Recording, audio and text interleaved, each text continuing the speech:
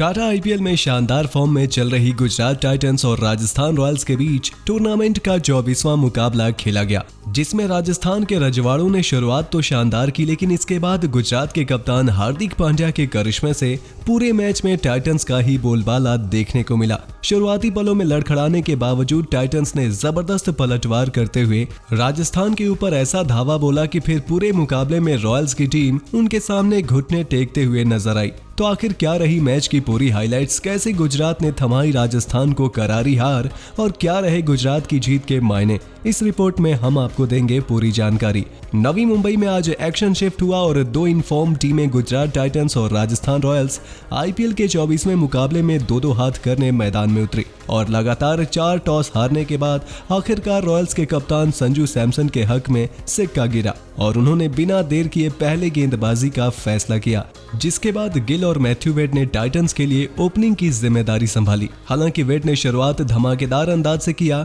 और पहले 6 गेंदों में ही 3 चौके जड़ दिए, लेकिन जैसे ही वेड फॉर्म में वापसी करते हुए दिखाई दिए, एक गलतफहमी की वजह से वेड की पारी रन आउट के रूप में समाप्त हो गई और फिर से गुजरात को एक अच्छी शुरुआत नहीं मिल पाई।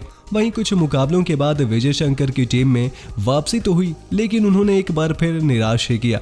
युवा कुलदीप सेन के ओवर में एक खराब शॉट मारकर अपना विकेट गंवा बैठे और सिर्फ 2 रन का योगदान देकर पवेलियन चलते बने। हालांकि इसके बाद कप्तान पांड्या और शुभमन ने पहले 6 ओवर में टाइटंस को और नुकसान होने से बचा लिया और किसी तरह गुजरात पावर प्ले में 42 रन बनाने में कामयाब हुई। लेकिन जैसे ही गुजरात की गाड़ी पटरी पर आती दिखी, पार्ट टाइमर रियान पराग के ओवर के लूटने के प्रयास में गिल एक खराब शॉट खेल बैठे। शुभमन ने 13 रनों का योगदान दिया और 7वें ओवर में 53 रन के स्कोर पर ही टाइटंस को तीसरा झटका लग गया, जिसके बाद राजस्थान के रजवाड़ों ने मैच में शिकंजा कस लिया था। पर हार्दिक पांड्या भी डटे हुए थे और उनका साथ निभाने आए युवा अभिनव मनोहर ने शानदार अंदाज से बल्लेबाजी करके टाइटंस की पारी संभाल ली। पहले 2-3 ओवरों में इन दोनों बल्लेबाजों ने ज्यादा जोखिम न उठाते हुए अपनी आंखें जमाई और जैसे ही दोनों सेट हुए फिर अपने हाथ खोलने शुरू किए। पहले 10 ओवर में ही जहां टाइटंस ने 72 रन बनाए थे, वहीं इसके बाद दोनों बल्लेबाजों ने गियर बदलते हुए ताबड़तोड़ बल्लेबाजी करने शुरू की। चौकी छक्कों की बरसात करते हुए इन दोनों ने अपनी टीम को 13वें ओवर में ही 100 का आंकड़ा पार करा दिया। इसके अगले ओवर में हार्दिक ने कुलदीप सेन को 2 चौके लगाए और लगातार दूसरे मुकाबले में अर्धशतकीय पारी खेली। वहीं मनोहर भी दूसरे एंड से शानदार लय में दिखाई दिए और हार्दिक के साथ मिलकर चौथे विकेट के लिए सिर्फ 55 गेंदों में 86 रनों की अहम साझेदारी करके गुजरात की मैच में वापसी करा दी। हार्दिक भी कप्तानी पारी खेल रहे थे और 50 जड़ने के बाद तो पांड्या और भी आक्रामक मोड में दिखाई देने लगे। पांड्या ने अश्विन को 2 छक्के लगाए और रजवाड़ों पर दबाव डालना शुरू किया। हालांकि मनोहर 28 गेंदों में 43 रनों की पारी खेलने के बाद चहल के शिकार बने और आखिरकार यूजी ने 16वें ओवर में इस बड़ी साझेदारी का अंत किया। 139 के स्कोर पर टाइटंस को चौथा झटका लगा, लेकिन आखिरी 3 ओवर्स में आकर किलर मिलर ने भी ताबड़तोड़ प्रहार करने शुरू कर दिए। उन्होंने प्रसिद्ध कृष्णा को एक ही ओवर में 2 चौके जड़े। फिर 19वें ओवर में मिलर ने युवा कुलदीप को रिमांड पर लिया और बाउंड्रीज की बरसात करते हुए कुल 21 रन कूट दिए। वहीं आखिरी ओवर में हार्दिक ने प्रसिद्ध की दूसरी गेंद को स्टैंड में भेजा और आखिरी गेंद को भी चौके के लिए भेजकर हार्दिक ने स्टाइल से गुजरात की इनिंग्स खत्म की। कप्तान ने एक कप्तानी पारी खेली और 52 गेंदों में 8 चौके और 4 छक्के की बदौलत नाबाद 87 रन बना डाले। वहीं मिलर भी महज 14 गेंदों में 31 रन ठोक दिए।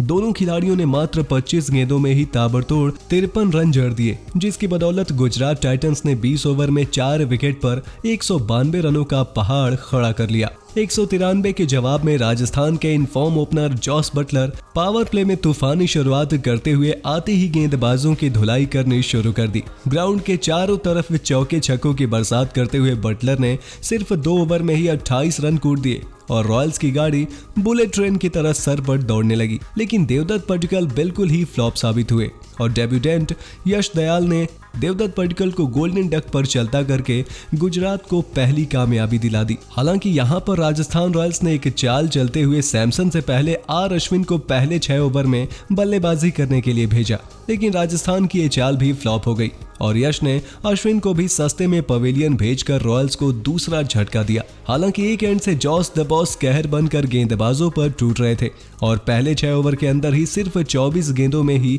8 चौके और 3 छक्के की बदौलत ताबड़तोड़ 54 रन बना डाले और उनकी इस तूफानी बल्लेबाजी के कारण राजस्थान रॉयल्स पावर प्ले में 65 रन लगा दिए थे। लेकिन जैसे ही लॉकी फर्ग्यूसन ने बटलर को क्लीन बोल्ड किया, कहानी पूरी तरीके से बदल गई। कप्तान संजू सैमसन सिर्फ 11 रन बनाकर दुर्भाग्यपूर्ण तरीके से रन आउट होकर पवेलियन लौट गए। फिर वांडर हुसैन का बल्ला लगातार दूसरे मुकाबले में फ्लॉप रहा और 11वें ओवर तक महज 90 रनों के अंदर राजस्थान रॉयल्स की आधी टीम पवेलियन की शोभा बढ़ा रही थी।